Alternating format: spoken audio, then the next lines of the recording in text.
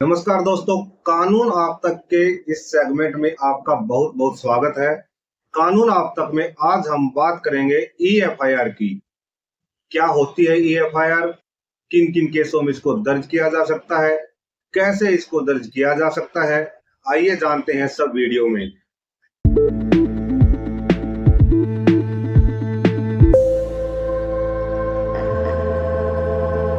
EFIR यानी electronic या online FIR, किसी भी नाम से हम इसको बुला सकते हैं।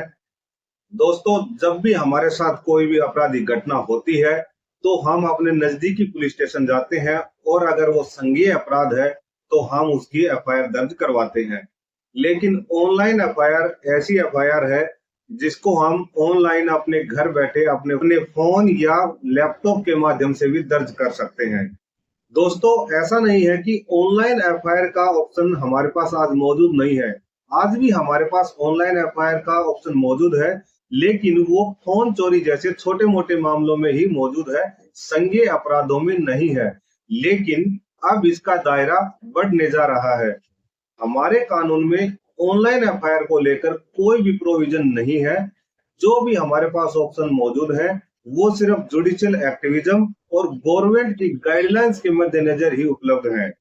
लेकिन दोस्तों, जिस तरह से तकनीक का विकास हो रहा है उसको देखते हुए ऑनलाइन FIR का प्रोविजन अब स्पेशल कानून का रूप दे देना उसको आज की जरूरत हो गई है। इसकी बात आज हम इसलिए कर रहे हैं क्योंकि 29 सितंबर को लॉ कमीशन ने EFIR से संबंधित अपनी एक रिपोर्ट दी है और उसको सार्वजनिक कर दिया गया है। इस लॉ कमीशन को हेड कर रहे थे जस्टिस ऋतुराज। उन्होंने कानून मंत्री अर्जुन मेघवाल को पत्र लिखकर कहा कि टेक्नोलॉजी के विकास के कारण संचार के साधनों में बहुत विकास हुआ है, बहुत प्रगति हुई है और उसको देखते हुए हमारा FIR दर्ज करने की पुरानी प्रणाली पर ही टिके रहना आपराधिक सुधारों के लिए अच्छा संकेत नहीं होगा। तो दोस्तों, जानते हैं लॉ कमीशन द्वारा दिए गए सुझावों के बारे में। सबसे पहला, EFIR के रजिस्ट्रेशन की सुविधा के लिए एक राष्ट्रीय स्तर पर एक पोर्टल बनाया जाए और इसको चरणबद्ध तरीके से लागू किया जाए। नंबर 2, शुरुआत में 3 साल की सजा वाले अपराधों को इसमें शामिल किया जाए, यानी कि 3 साल की जिन अपराधों की सजा होगी उनकी हम EFIR करवा सकेंगे। नंबर 3, शिकायतकर्ता या EFIR दर्ज कराने वाले व्यक्ति की E-वेरिफिकेशन होगी और उसके द्वारा एक अंडरटेकिंग दी जाएगी ताकि इस सुविधा का दुरुपयोग न हो। और नंबर 4, गलत शिकायत दर्ज करने पर सजा और जुर्माने का भी इसमें प्रावधान है। तो आइए बात कर लेते हैं अब कि किन केसों में हम EFIR कर सकते हैं। सबसे पहले, अगर अपराधी की पहचान हो गई है और संज्ञेय अपराध है जिसकी सजा 3 साल तक हो सकती है, उन केसों में हम EFIR दर्ज कर सकते हैं।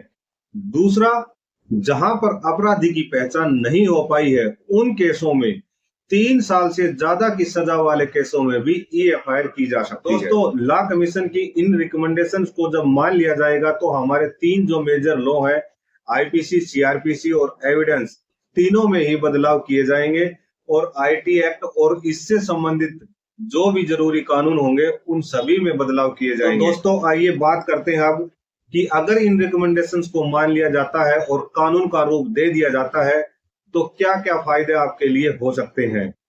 सबसे पहला, FIR दर्ज करने में होने वाली देरी से अब निजात मिल जाएगी।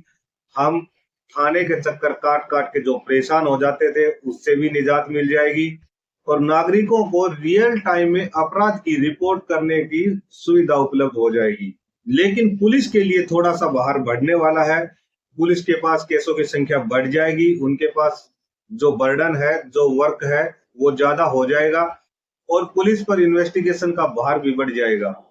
तो दोस्तों, अब इंतजार बस इस बात का है कि कब सरकार इन सुझावों को मानती है और इनको कानून का रूप देती है और हमें ये सुविधा प्रदान करती है। सरकार इन पर अपनी मोहर लगाएगी और इनको कानून का रूप देगी, दोस्तों हम एक बार फिर आपसे जुड़ेंगे। तब तक आप जुड़े रहे कानून आप तक के सेगमेंट से। नमस्कार, जय हिंद।